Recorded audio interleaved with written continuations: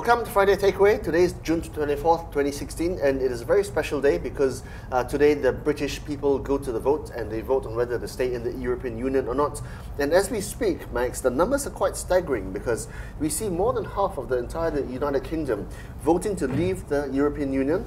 And it's quite interesting because the two regions on the islands that are in favour of leaving the European Union are the Scottish and the Londoners. Most of the rest of England want to leave the European Union. Yeah, what are they thinking of? I mean, are they thinking of the benefits that they will be getting? And the pounds are dropping as we speak against the US Well, it's collapsed. I mean, when I look down at the numbers, the pound versus the dollar, it's as if it's Mount Everest. And when I look at the pound versus the ringgit, it's as if it's like K2. It's like fall into a crevasse. I think at the end of the day, the UK EU referendum falls onto two things. Correct. Number one, the people who don't want to stay in the Union are against immigration, and the ones that want to stay in the Union are all about the economic benefits of staying in the Union. Yeah, and if you look at the British leaders, you have Boris Johnson, the former mayor of London, the cycling mayor. Quite vocally Brexit, which is to leave. It is, and also you have this against the David Cameron, the Prime Minister, who is actually campaigning for the four, remain in the UK. So this is the second major referendum because a couple of years ago we had the Scottish, and the Scottish, at the end of the day, decided to stay in the United Kingdom. Now, of course, as we speak, about half the 382 councils in the UK have already voted. At this point in time, it's 51.6 in favour of leaving the Union, so we shall see. I think the final results come into Malaysia 2 o'clock local time, so we shall be watching to see how it is. But if you look at it actually, Max, although this is quite significant ramifications for the European Union, us in Malaysia, quite limited because at one point in time the UK was our fourth biggest trading partner. It is. Today they are not even in the top 10. Yeah, I mean, our top partner trading-wise is actually the Chinese, and of course the market, Chuang, continues to remain volatile. But Bank Negara yesterday interestingly said that it has ample liquidity to withstand any potential shock stemming from the potential Brexit. Yeah, because at the end of the day, it's not so much an economic impact to the Malaysians, to us in Malaysia. It's more about the sentiment and the impacts on financial markets. Correct. We have got some stocks in our list here which have got UK asset exposures. But before we get into that, talking about MIDF research, and they point out quite rightly that the UK right now is only 1.1% of total trade to Malaysia, and they are number 17 out of 240 trading partners for us. So they're not very big at this point in time. Just 2 billion ringgit in terms of FDI. And of course, our 93.3% of the total FDI, and this is an increase of 54.1%, but still smallish. But before we go into the stocks, DBS Research questions, is Brexit really important to Britain itself? Sure, but no one should shoot themselves in the foot. But to the rest of the world, not so much, but there's something for us to ponder. But anyway, going to the specific stocks, we were talking about SPSetia. Yeah, Setia, so they've done a deal with the EPF, of course, our pension fund, as well as with Sime Darby, to develop the Battersea project. And this actually, Battersea is quite big for Setia. It's 46% of unbilled sales and 7% of total assets. But if you look at the share price of Setia, it's done nothing in terms of the Brexit fears. Just up by 1% on a year-to-date basis, and just flat on a one-year return basis. Today, the stock is asleep. It's at 317, unchanged, virtually zero volume. Yeah, correct. And talk about the the legacy of the Tan Sri Lanka has now moved to EcoWorld International. But anyway, we will talk. They also have some exposure into that as well, right? That's right. Yeah, but minimal. Of course, I think Setia is the bigger one in terms of the developer. Of course, as we know, a weaker pound would hit earnings at Battersea. Yes. YTL Power International as well. Very little impact on a year-to-date basis, just down by 2.7%. You'd have to mention that there's actually economic issues which are affecting the share price at YTL Power. On a one-year return basis, down 3.5%, but today, also asleep, because at 144 as at 10:31 in the morning, it's just down by 1.1%. And also that in this West water earnings and cash flow visibility will remain high due to the UK's regulatory framework, and of course, talk about the impact to the YTL Power. That's right. They own Wessex Water. It's 20% of earnings at YTL Power. But the thing is, they've got a natural hedge there because they incur costs in pound sterling, but they also earn revenues in pound sterling. So net kosong lah, basically, as they say. Right. And of course, we have moved to the Genting, Malaysia. Now, before we talk about it, yesterday, 2 days ago, Morgan Stanley, they issued a report saying that they are maintaining an overweight call on Genting in Malaysia because they believe in the Genting integrated tourism plan story. And interestingly, Chuang, nowhere in the report did they mention about anything on the Brexit or on the EU referendum.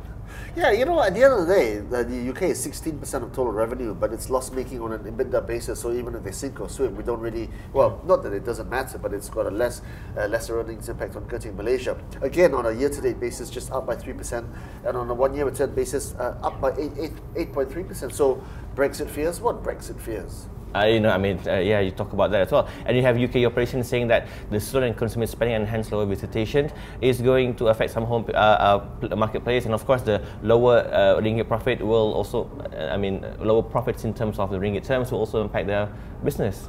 Well, yeah, I mean, we can say like that a weaker pound sterling would mean less visitations around the world. Sounds quite spooky, actually. Very spooky, yes, it is. Okay, let's talk about Sime Darby. Yes. Sime Darby are in bed with SPSetia in terms of developing Battersea.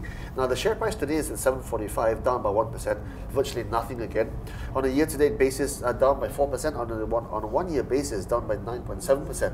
But you have to imagine that decline on the share price is really in the CPO front, because energy prices and commodity prices have, like the pound sterling, fallen off a cliff. So it's less about the Brexit, but much more about the palm oil prices. Correct. Also yesterday, Sime Darby also, this is a newsy bits where they sell the hotel in Malacca for 55 million ringgit to PNB. But anyway, beside, and we have this Kepong, right? Share price return is 10.8%. Very Sime Darby theme as well. CPO prices and so on. Yeah, when I saw this, I thought it's a bit of an anomaly, because Sime Darby is being hit by CPO prices, but KLK has done really well. Now, I guess there's a couple of reasons, right? Number one, they've got quite a well-diversified property portfolio in terms of earnings.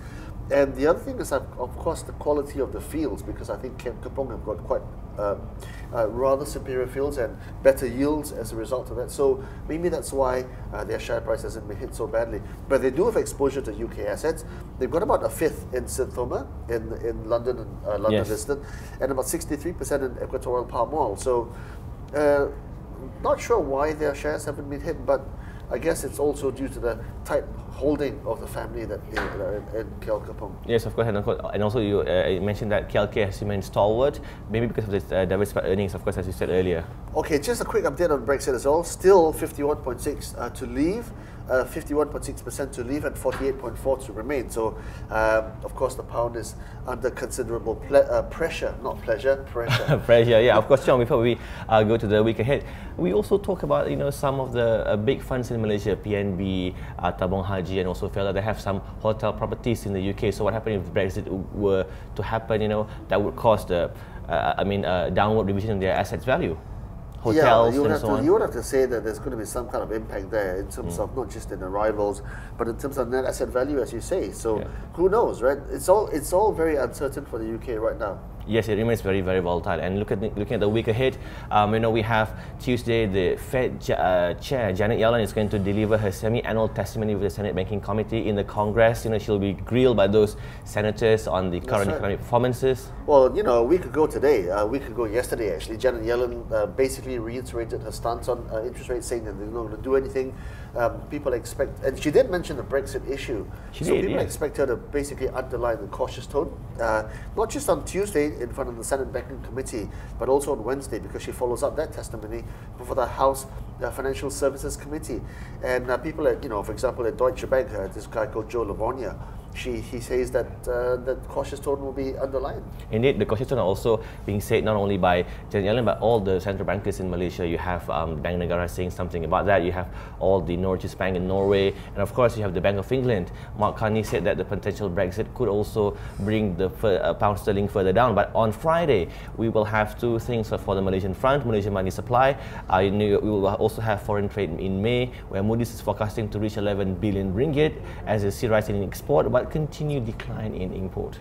That's all we have for you today for Friday Takeaway. For ongoing results of the UK referendum, go to theedgemarkets.com, as well as from the Facebook profiles, websites. Now, if you want to know more in terms of the Malaysian financial markets, you can always go to The Edge Financial Daily in print form, as well as The Edge Weekly. Thank you for watching. Good night and good luck. Good luck and stay tuned and have a good weekend.